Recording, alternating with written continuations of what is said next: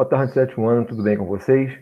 Hoje nós teremos nossa segunda aula dessa semana e o conteúdo continua sendo o Renascimento, só que hoje a gente vai conversar a respeito de um tema especificamente voltado a esse período artístico. Uma das descobertas que se desenvolveram durante o período do Renascimento é a perspectiva, e esse é o tema da nossa aula de hoje, tá?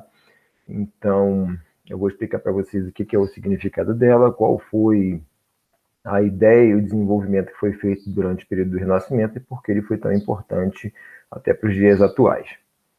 Eu vou compartilhar com vocês a minha tela e a nossa apresentação.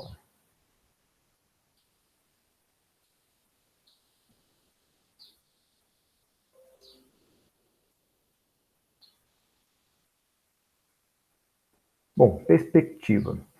A imagem aqui já está mostrando como se você estivesse no alto de um prédio, olhando para uma quadra de uma cidade. Você está vendo aqui como essa imagem ela tem um formato diferenciado em relação à nossa vista, né? Então, você vai ver que as linhas vão puxando cada uma para um lado, para baixo, para a esquerda, para a direita e assim por diante.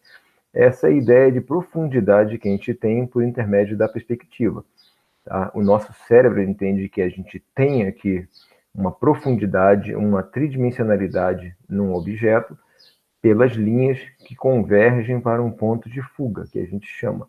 Eu vou explicar para vocês o que são esses elementos que compõem a perspectiva e de onde veio todo o conhecimento até a gente chegar ao ponto hoje de ter vários tipos de perspectivas diferentes, tá? Primeiro, significados são vários que tem da perspectiva, né? Tudo que se consegue ver ao longe é uma perspectiva que a gente tem. Aquilo que os olhos alcançam desde um certo lugar, né? Da vista do espectador.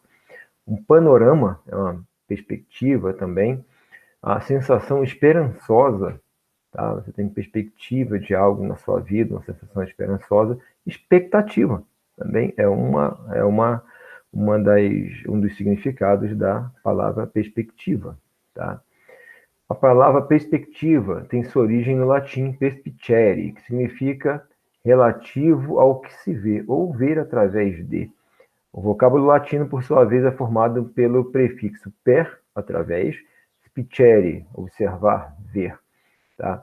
A perspectiva como ciência nos ensina a representar num plano os objetos vistos a olho nu, de forma que eles se apresentem guardados as distâncias e proporções. O que a perspectiva na área de desenho ela trouxe?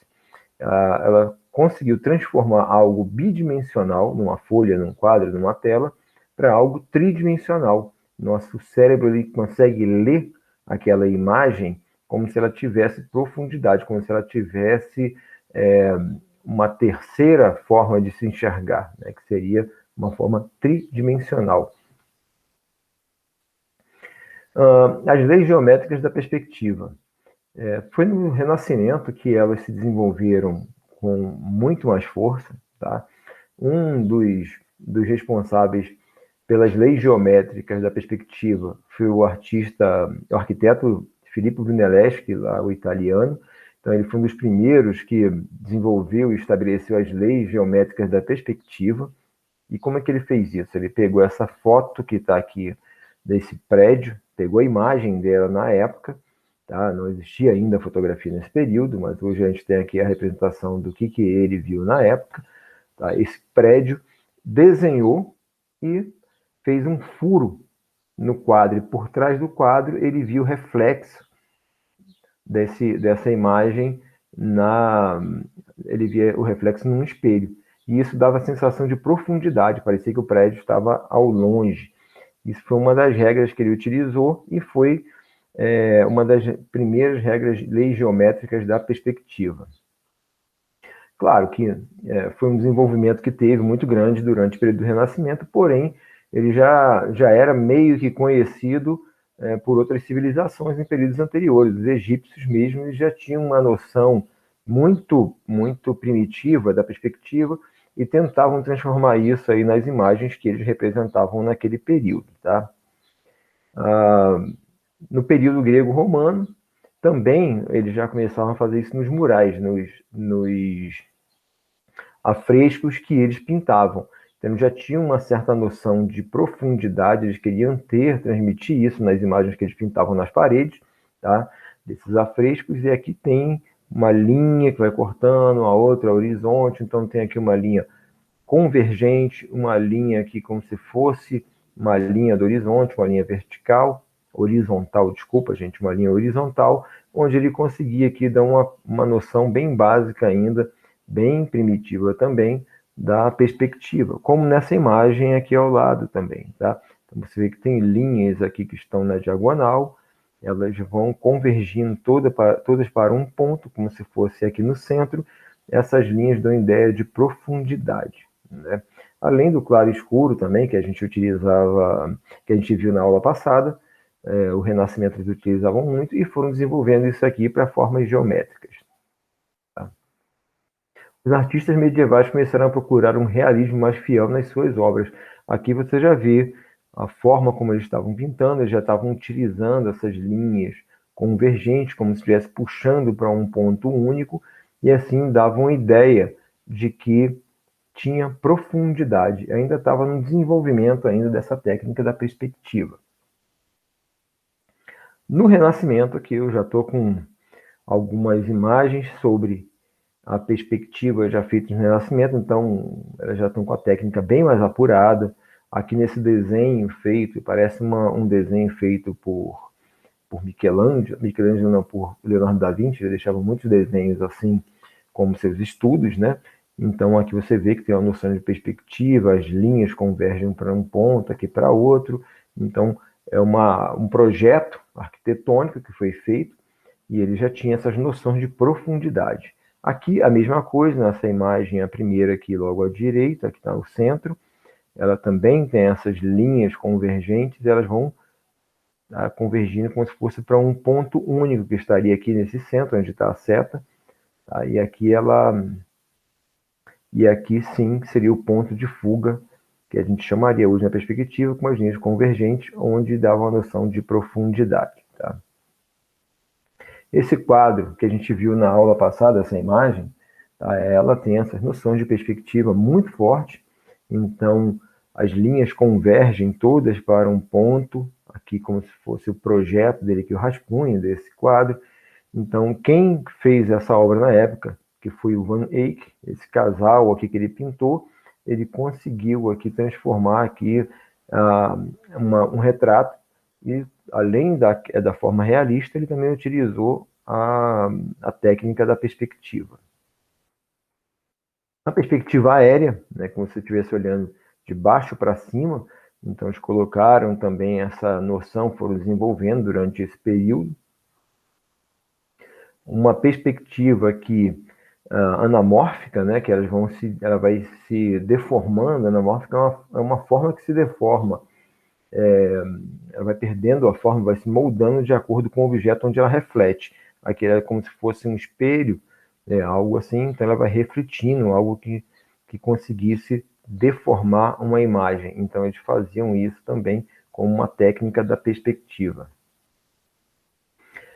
Elementos que formam a perspectiva. Nós temos 4 elementos básicos que formam a perspectiva, que é a forma como a gente consegue transformar algo bidimensional para tridimensional em um suporte, tá?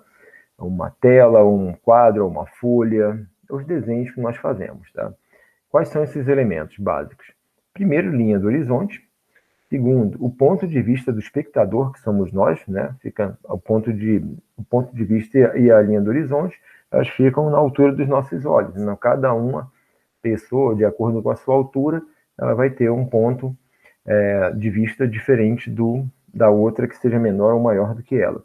Ponto de fuga é para onde todas as linhas convergem e fica exatamente na linha do horizonte, e as linhas de fuga, que são as que dão profundidade ao objeto, tá? Então, assim, aqui eu tenho uns exemplos para a gente ter ideia. A linha do horizonte, ela sempre vai ficar na altura dos olhos do espectador, de quem estiver enxergando, tá? As linhas convergentes vão sempre convergir para um ponto único, e o ponto de fuga ele fica exatamente na linha do horizonte. Aqui, nesse exemplo, o ponto de fuga ele se encontra exatamente no olhar do espectador. Tá? Aqui eu tenho o mesmo tipo de perspectiva com um ponto de fuga. A linha do horizonte é essa linha que está aqui na horizontal, por isso que é o nome de linha do horizonte. O ponto de fuga encontra-se bem no centro e essas imagens aqui, no caso, esses cubos, eles convergem por essas linhas azuis para o centro aqui, onde fica o ponto de fuga. Exatamente para dar essa sensação de profundidade, tá? E volume também. Aqui, nessa imagem, eu continuo com um ponto de fuga ainda, mesmo tipo de perspectiva, onde eu tenho uma fotografia, como se fosse aqui uma cobertura, uma passarela, algo assim, e aqui eu tenho desenho mostrando como é que funciona o ponto de fuga e a perspectiva, de acordo com a visão do espectador. Então, aqui se encontra o ponto de fuga e todas as linhas convergem diretamente para ele, tá? Exatamente como se encontra aqui na imagem lateral. Existem outros tipos de ponto de fuga, sim, de perspectiva, sim, com 2 pontos de fuga, com 3 pontos de fuga e assim por diante, tá? Aqui é uma perspectiva oblíqua, que a gente chama, e também ela possui 2 pontos de fuga, tá? É como se o objeto estivesse no meio da linha do horizonte, quer dizer, no meio da linha dos nossos olhos, aqui do nosso campo de visão, esse objeto estaria no meio e os pontos de fuga estivessem um a cada lado. No caso aqui, eu estou vendo uma das quinas que compõem esse elemento. Então, eu tenho um ponto de fuga que puxa para o lado esquerdo, um para o lado direito. Aqui eu tenho mais uma ideia melhor de como seria. Essa cadeira mesmo, ela está com exemplo de perspectiva oblíqua. Então, eu estou vendo aqui uma perna maior do que as outras, porque a sensação que dá é que ela está mais próxima de mim, que estou observando o desenho, né? E quanto mais distante, mais próxima da linha do ponto de fuga ele está. Aqui está a linha do horizonte, os 2 pontos de fuga, um à esquerda, um à direita, e as linhas puxam, convergem para esses 2 pontos. Tá? Elementos da perspectiva. Aqui eu tenho a linha do horizonte, que está sempre à altura dos olhos do observador. Aqui é como ele estivesse nesse lado esquerdo aqui de uma rua, olhando para o final da rua. As linhas da avenida parecem que vão se encontrar em um certo ponto. É como se vocês tivessem a possibilidade de olhar no centro da rua, do centro da rua, onde vocês moram, no início do conjunto, e olhasse até o final. Parece que todas as linhas vão se encontrar lá no final. Os muros se encontram, as calçadas se encontram, e os meios-fios também parece que vão se encontrar. Mas a gente sabe que lá no final a rua ela continua com a mesma largura e vai fazer uma curva, né? Linhas convergentes. O que são linhas convergentes? São as linhas que seguem uma mesma direção e vão se encontrar em um único ponto. Elas vão encontrar aqui no ponto de fuga único. Divergentes, elas saem do mesmo ponto e vão para posições diferentes, para locais diferentes. Elas divergem para onde vão. Paralelas são aquelas linhas que nunca se encontram, estão sempre uma ao lado da outra e nunca se tocam. Como eu falei agora, você olhando do início da sua rua para o final, a ideia que você vai ter é que as calçadas vão se encontrar lá no final, que vai afunilando essa imagem e vão se encontrar. Porém, elas são paralelas, elas nunca se encontram. Atividade, tá? Aqui eu tenho 4 questões que eu quero que vocês respondam. Essas questões vão ser distribuídas na atividade junto com a primeira aula, então são as duas, elas vão estar juntas para vocês responderem. São 4 questões básicas, sendo a primeira para você descrever os significados da palavra perspectiva, quais são os seus significados. A questão 2, quais são os 4 elementos que formam a perspectiva, que eu falei para vocês agora há pouco. A questão 3, qual a origem da palavra perspectiva? E a última questão, quem estabeleceu as primeiras leis geométricas da perspectiva lá no período do Renascimento? Lembra que eu falei do arquiteto? Tá? Então, ele foi o que começou a desenvolver as primeiras leis geométricas da perspectiva. Tá?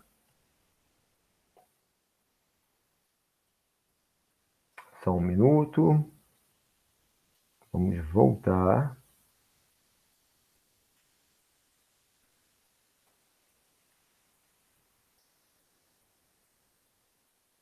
Estou de volta. Então, essas questões estarão em conjunto com as outras questões relativas ao renascimento. Eu peço que vocês respondam e devolvam e eu faço as correções, tá bom? Um grande abraço a todos, até a próxima aula.